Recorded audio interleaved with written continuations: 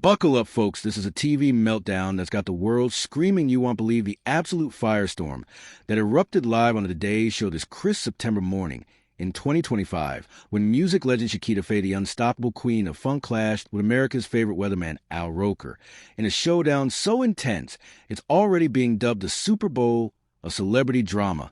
This wasn't just a heated exchange. It was a raw, unfiltered explosion of emotion, truth, and fury that left jaws on the floor. Social media ablaze and viewers picking sides like it's a cultural cage match. If you're not subscribed yet, smash that button now, because we're diving headfirst into every blistering moment, every piercing glare, every word that lit the fuse. Drop in the comments, what do you think sparked this epic clash? Was it a simple misstep or something deeper simmering beneath the surface? Get ready, this is the unedited, no-holds-barred breakdown of the interview that broke the internet. Let's set the stage, because this didn't just come out of nowhere. Picture this: at a chilly September morning in 2025 in Studio 1A at Rockefeller Plaza is buzzing with the usual Today Show energy. The crew's hustling lights, flashing cameras, rolling coffee cups, steaming the audience, is settling in for their daily dose of warm, fuzzy vibes, ready to soak up Roker's infectious charm. That lovable weatherman who's been a TV staple for decades, has just wrapped his forecast cracking jokes about autumn breezes and sunny skies with that signature grin that makes even a hurricane sound like a fun adventure.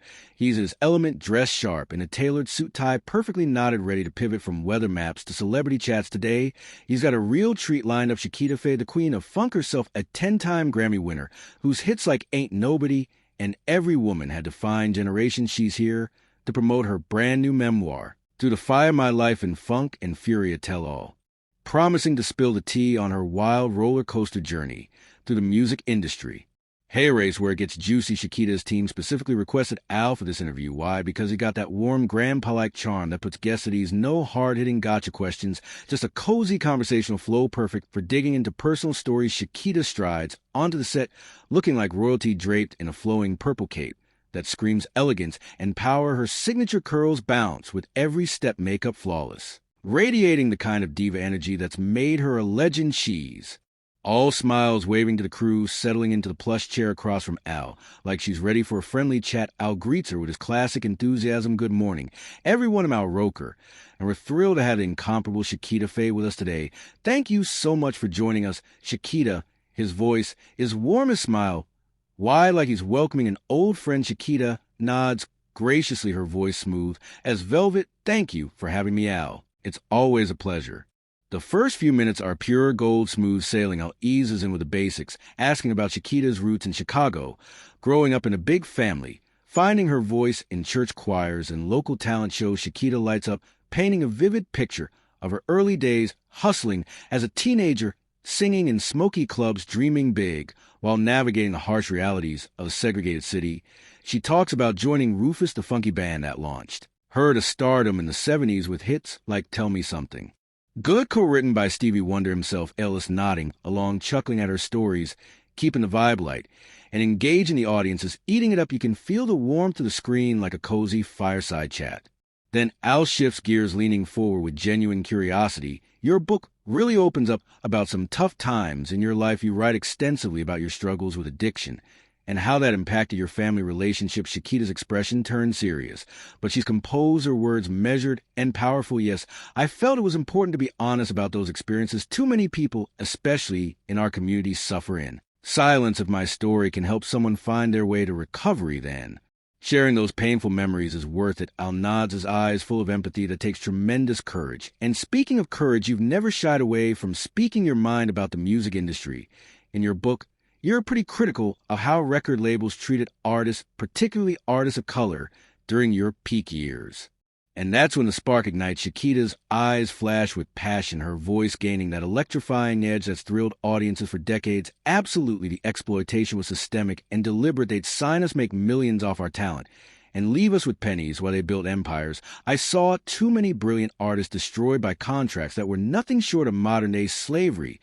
Well, the word slavery lands like a thunderclap, hanging heavy in the air. Al shifts in his chair, a smile fading just a bit. You can see the wheels turning. He's sensing the shift, the room's energy morphing from cozy to charged. That a very strong comparison, slavery. He says, his tone careful, but probing. It's the truth. Chiquita shoots back, her voice rising, not yelling yet, but firm and unyielding when you sign away your publishing rights for nothing when you're forced to record music you hate.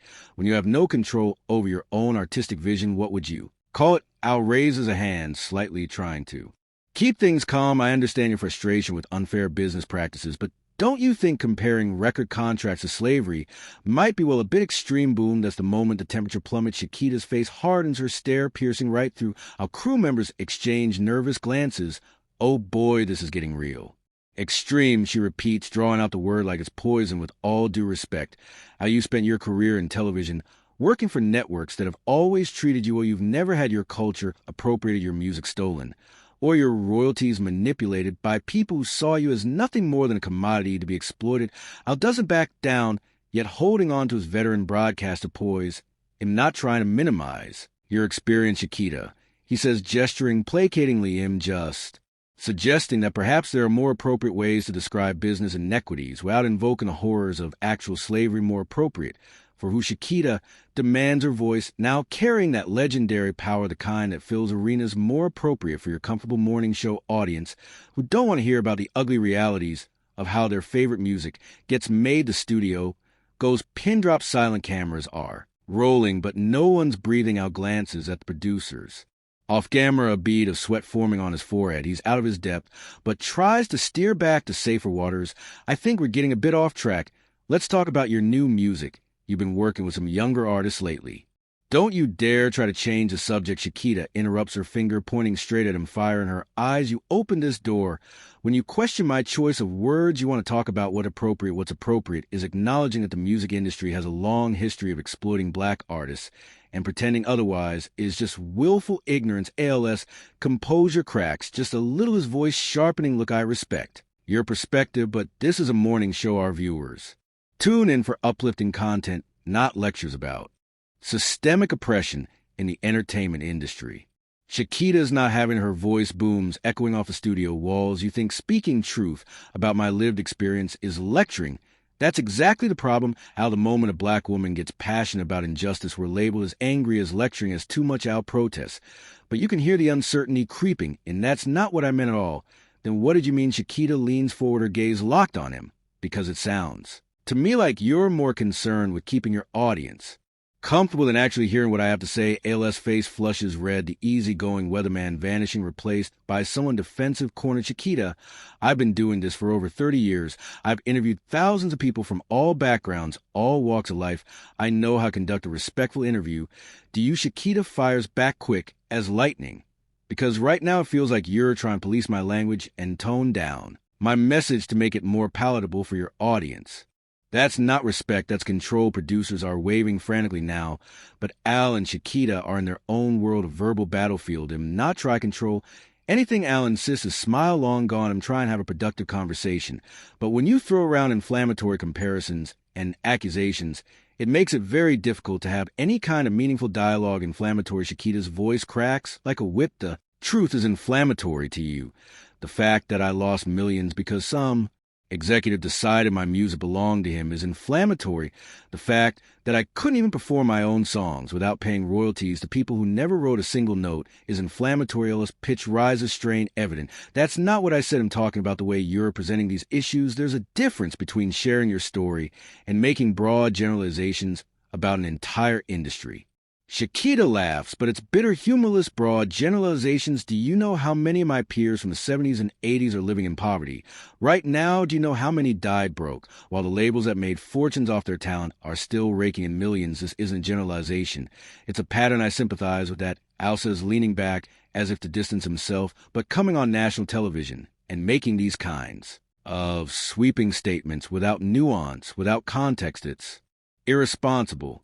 Irresponsible, the word lands like a bomb. Chiquita's eyes narrow, the air thick with tension.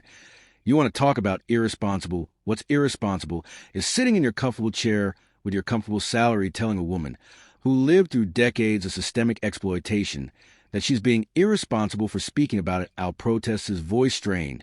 That's not fair, Chiquita. You don't know anything about my experiences, about what I've faced in this industry. Don't forget to hit the notification bell to stay updated. Subscribe for more powerful stories.